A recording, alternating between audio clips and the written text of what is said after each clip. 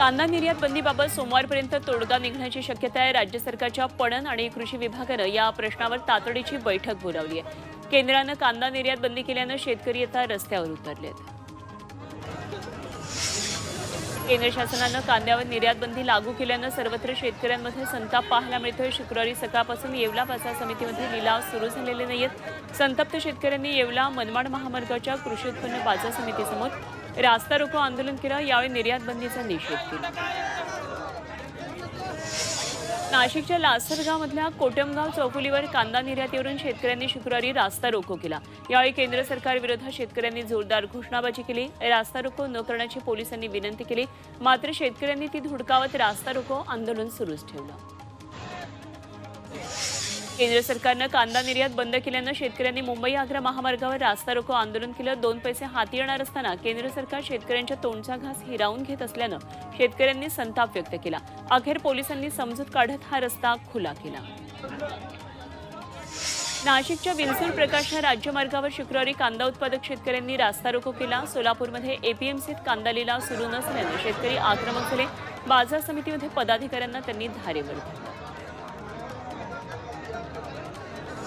अहमदनगर जिल्ह्यातल्या संगमनेरमध्ये कांद्याचे भाव कोसळल्यानं शेतकरी आक्रमक झाले।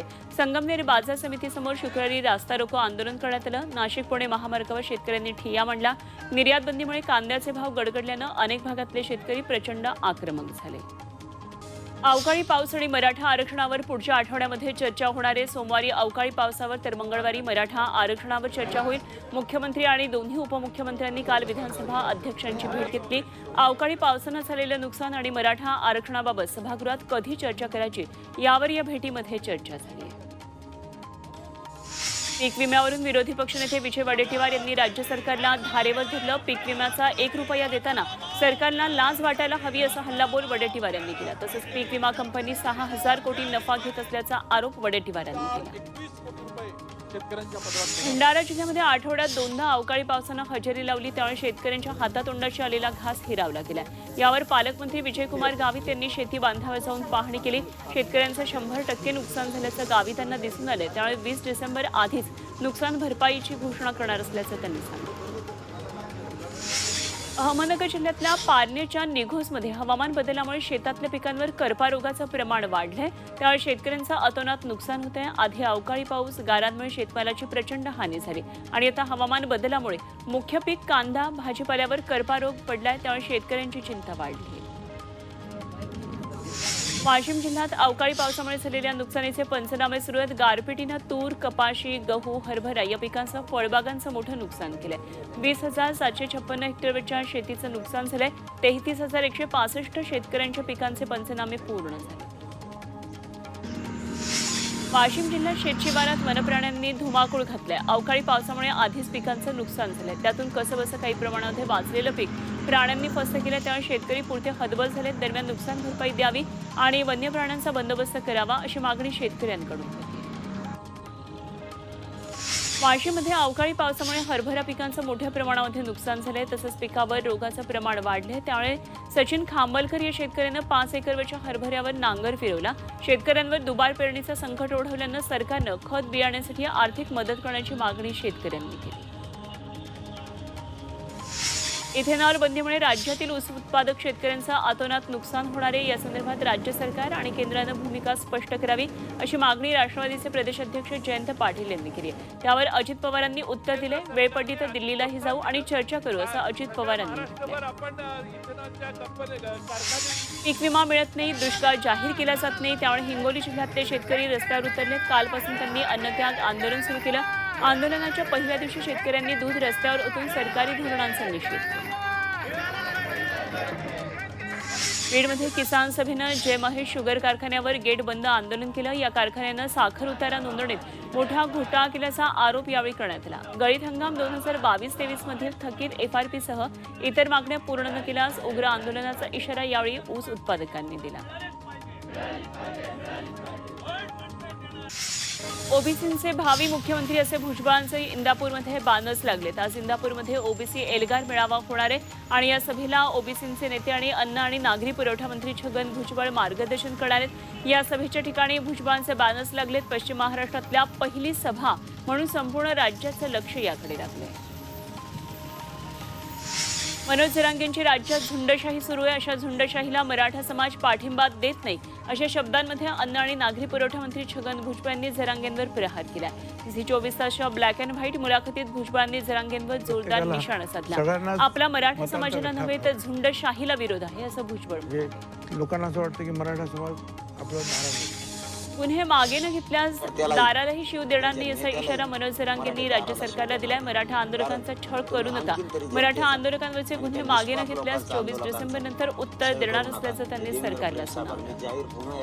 बंजारा आणि विमुक्त जाती अप्रवर्गामध्ये होणारी अवैध घुसखोरी थांबवण्यासाठी नागपूर हिवाळी अधिवेशनात भव्य मोर्चा धडकणार आहे। गोरसेनेच्या नेतृत्वात हा मोर्चा काढण्यात येणार आहे। मागच्या अधिवेशनात एसआयटी चौकशी नेमण्याचे आदेश दिले होते।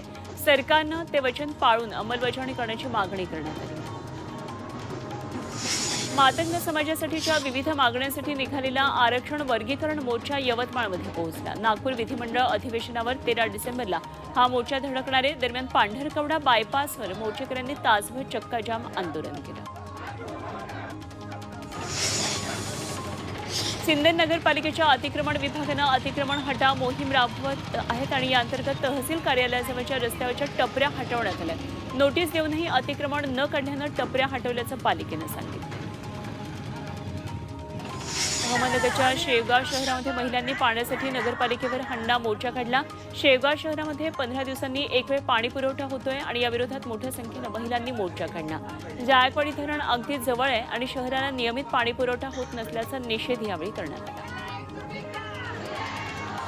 चंद्रपूरमधल्या वरोरा चिमूर राष्ट्रीय महामार्ग बांधणाऱ्या कंत्राटदारांचं काम बंद आंदोलन करण्यात आलंय। वरोरामधल्या कृषी प्रदर्शन उद्घाटन कार्यक्रमात केंद्रीय मंत्री नितीन गडकरी यांनी याची घोषणा केली, तर मागच्या 7 वर्षांपासून या महामार्गाचं काम रखडल्यानं गडकरींनी हा निर्णय घेतलाय।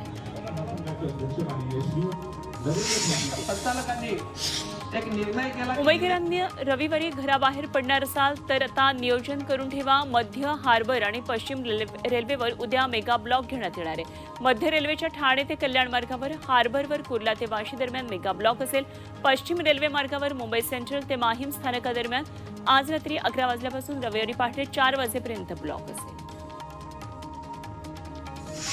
मुंबईच्या दादर मध्य रेल्वेच्या प्लॅटफॉर्म क्रमांकांमध्ये आता बदल करण्यात आले आहेत। 1 ते 8 प्लॅटफॉर्म क्रमांक बदलून आता अनुक्रमे 8 ते 14 करण्यात आलेत आणि या बदलांबाबतची माहिती लोकल रेल्वे स्थानकांमध्ये वारंवार उद्घोषणा करून प्रवाशांना देण्यात येणार आहे। कल्याण डोंबिवली महापालिकेचा डोंबिवलीतल्या तरण तलाव बंद करण्यात आला। तरण तलावाची देखभाल दुरुस्तीची ठेकेदाराची मुदत संपली आहे, त्यामुळे हा तरण तलाव बंद करण्याची वेळ महापालिकेवर आली आहे। त्यामुळे जलतरणपटूंची मोठी अडचण झाली। मध्य प्रदेशच्या मुख्यमंत्री पदावरून भाजपचं मंथन सुरू आहे। 11 डिसेंबरला नवनिर्वाचित आमदारांची बैठक होणार आहे। शिवराज सिंग चौहान यांच्यासह प्रल्हाद सिंग पटेल, नरेंद्र सिंग तोमर यांची नावं मुख्यमंत्रीपदाच्या शर्यतीत आहेत। छत्तीसगडच्या नवनिर्वाचित आमदारांची उद्या बैठक होणार आहे। या बैठकीनंतर नव्या मुख्यमंत्र्यांचं नाव जाहीर केलं जाणार आहे। आदिवासी किंवा ओबीसी चेहऱ्याला संधी मिळू शकते। 3 राज्यात मिळालेल्या पराभवानंतर काँग्रेसचं मंथन सुरू आहे। राज्यसंघच्या नेत्यांसोबत आज काँग्रेसचे वरिष्ठ नेते चर्चा करतील। अशोक गेहलोत, सचिन पायलट यांच्यासह काँग्रेस महासचिव देखील या बैठकीमध्ये सामील होणार आहेत। पश्चिम बंगालमधल्या टीएमसीच्या खासदार महुआ मोइत्रा यांची खासदारकी रद्द करण्यात आली आहे। पैशांच्या बदल्यात प्रश्न विचारल्या प्रकरणामध्ये मोइत्रांवर ठपका ठेवण्यात आला होता आणि या प्रकरणामध्ये नेमलेल्या एथिक्स कमिटीनं त्यांना दोषी ठरवत त्यांच्या निलंबनाची शिफारस केली। कमिटीचा अहवाल स्वीकारून लोकसभा अध्यक्ष ओम बिर्ला यांनी ही कारवाई केली। काँग्रेस खासदाराच्या घरामध्ये इन्कम टॅक्स विभागाला चक्क 250 कोटी रुपयांच्या नोटांचं घबाड सापडले। ओडिशाचे काँग्रेसचे राज्यसभा खासदार धीरज साहू यांच्या घरातल्या कपाटामध्ये नोटांची बंडलं भरून ठेवलेली होती। साहूंच्या घरामध्ये 9 कपाट आहेत आणि त्यामध्ये 500, 200 आणि 100 रुपयांच्या नोटांची बंडलं अशा प्रकारे रचून ठेवली होती। ट्रकमधून 157 बॅगांमधून ही रोकड अधिकाऱ्यांना न्यावी लागली। गडचिरोलीच्या चारमोशीमध्ये 5 गावांना औद्योगिक क्षेत्र घोषित करण्यात आले. लॉयड्स मेटल्स कंपनीच्या वाढीव प्रकल्पासाठी या जमिनी वापरल्या जाणार आहेत. मात्र सरकार जमिनी अल्पदरामध्ये कंपनीला देणार असल्यानं शेतकरी आक्रमक झालेत. त्यामुळे कार्यवाही करायला येणाऱ्यांसाठी गावबंदीचे फलक लावण्यात आले. काँग्रेस कार्यकर्त्यांनी शुक्रवारी नागपूरमध्ये मोर्चा काढला. राज्य सरकारविरोधात काँग्रेस कार्यकर्ते यावेळी आक्रमक झाले. दुष्काळ, बेरोजगारी, कंत्राटी भरती अशा मुद्द्यांवरून सरकारला घेरण्याचा प्रयत्न काँग्रेसनं केला. सरकारनं हा मोर्चा अडवल्यानं या ठिकाणी जोरदार गोंधळ झाला. यावेळी काँग्रेस प्रदेश अध्यक्ष नाना पटोलेंसह अनेक काँग्रेस नेत्यांची पोलिसांनी धरपकड केली. अहमदनगरच्या शिर्डी उपजिल्हाधिकारी कार्यालयावर अंगणवाडी सेविकांनी विविध मागण्यांसाठी मोर्चा काढला. अंगणवाडी कर्मचाऱ्यांना शासकीय कर्मचाऱ्यांचा दर्जा द्यावा, वेतनवाढ, पेन्शन यासह विविध मागण्यांसाठी छत्रपतींचा विचार म्हणजे